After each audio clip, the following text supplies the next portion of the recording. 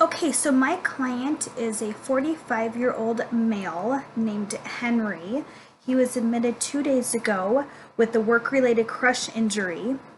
A left IJ tube was placed, and I have orders to cleanse the area and also to get some blood for a CBC. So the first thing we're going to do is the dressing change. So I'm going to confirm my client with 2 identifiers. I'm going to come into the room and wash my hands. I'm going to ask about any allergies. I'm going to have the patient turn his head away from the IV site. If he's unable to do that, then I'm just going to have him wear a mask during the procedure. So I'm going to gather my supplies. I'm going to wash my hands. I'm going to don my own mask that is in the very top of this cleansing area, so I can take that out. And I'm going to place that on. I'm going to put my gloves on.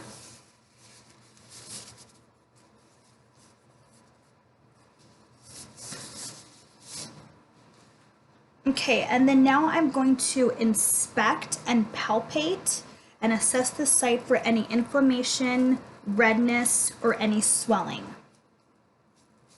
Everything looks good, so now I'm ready to take off the covering. So I want to make sure to pull this tape away from the insertion site, and that's going to help prevent pulling on the IV in any way. So I'm going to be very careful about pulling that.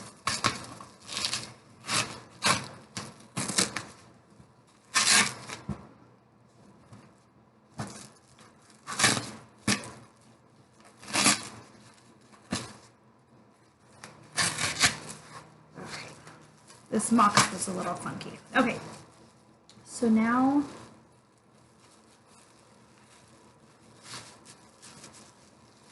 so then I'm going to throw that obviously into the garbage. So at this point, I can assess for any redness that I might see, any drainage, and any color or any odor, I'm sorry. So if I see anything like that, then I definitely want to get further into the assessment there and talk to the doctor. Okay, and then I'm also going to take, I don't have it in this kit, but I would take a measuring tape and I would measure the tubing that comes out and document that at the end, and then make sure that it's matching the previous measurement, so that we can just ensure that that hasn't moved or pulled out at all. So that looks good. So I'm going to remove my gloves and wash my hands. Now I can take out, just by the very corners here, to make my sterile field.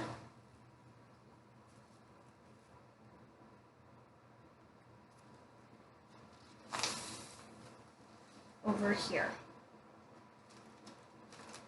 I'm going to take out my gloves.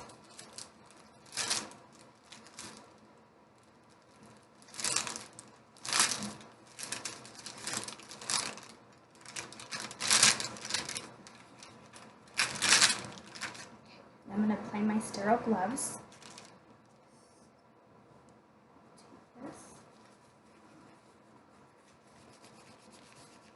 Okay, and then I'm going to scoop with this side. Okay,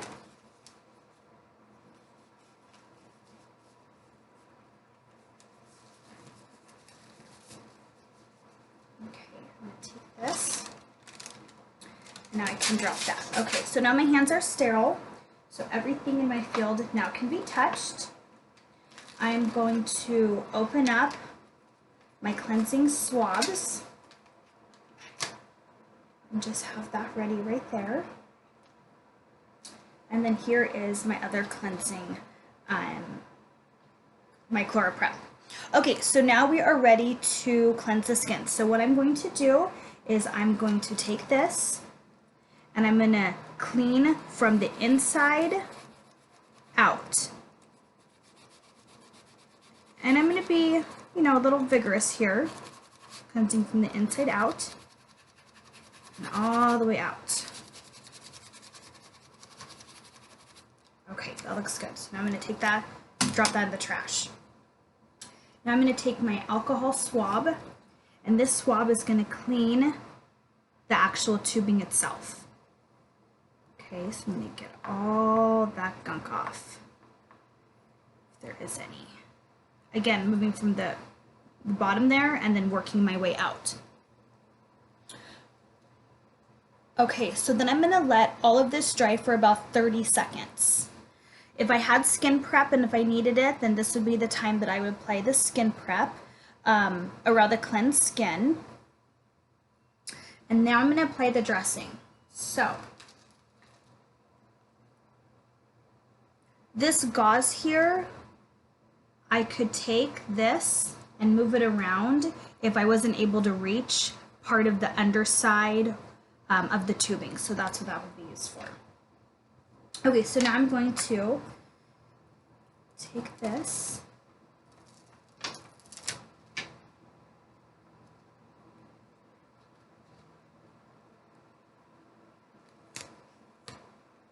and making sure to leave this end of the tube out when I apply this. So I'm sure this is going to work with this one. Okay, so I'm going to apply this, making sure there's no air bubbles. Okay, rip this off.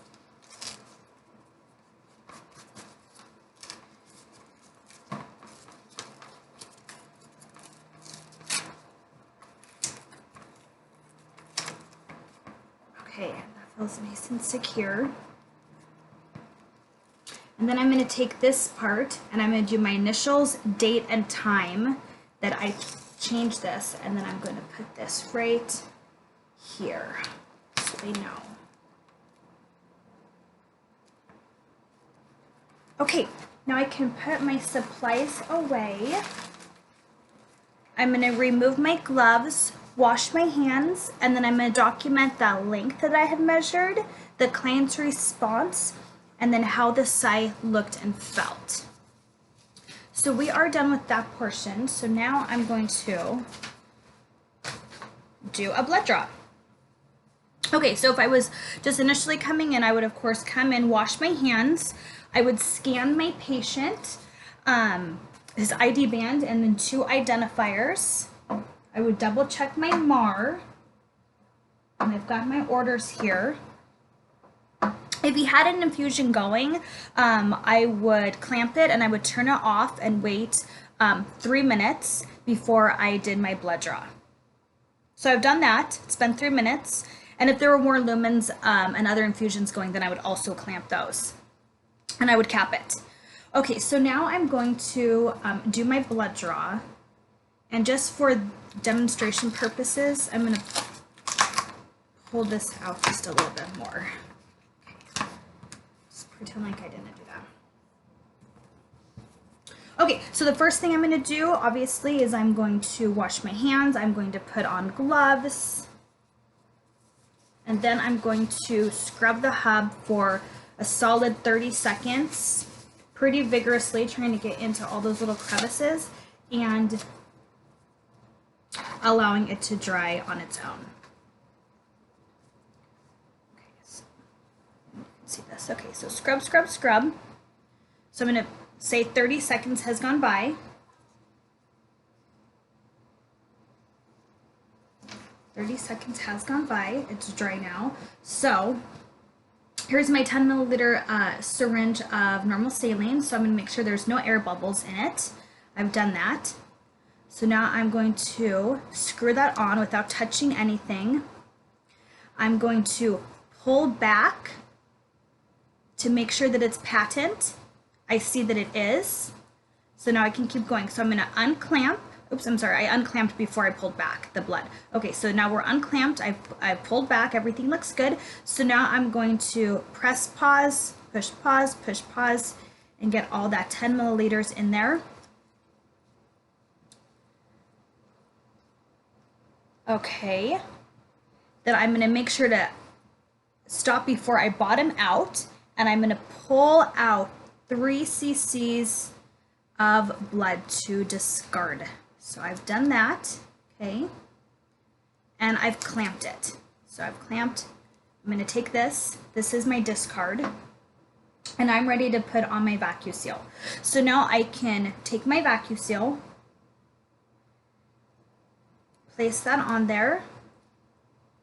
This is pretend here. Okay, so I'm going to put that on there, and this is just going to automatically fill up as much as I needed. So the doctor has ordered a CVC, so I'm going to use the purple colored tube, and then I will need to invert that 8 to 10 times. Because it's a non-tunneled central line, a left IJ, I will need to do a Hepburn flush at the end. Okay, so the Vacutainer is full. I'm going to take that out. I'm going to clamp it. Okay, so 8 to 10 times. I'm going to swish back and forth.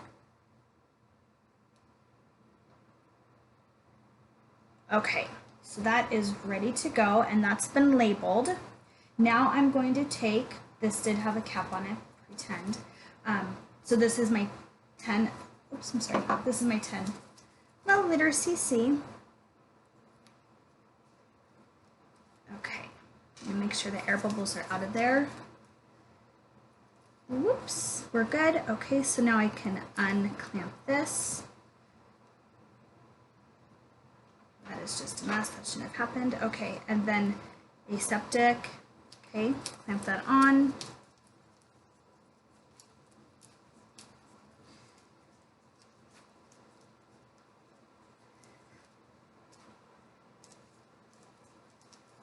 Okay, so I'm going to do my push pause method. Push pause, push pause, push pause.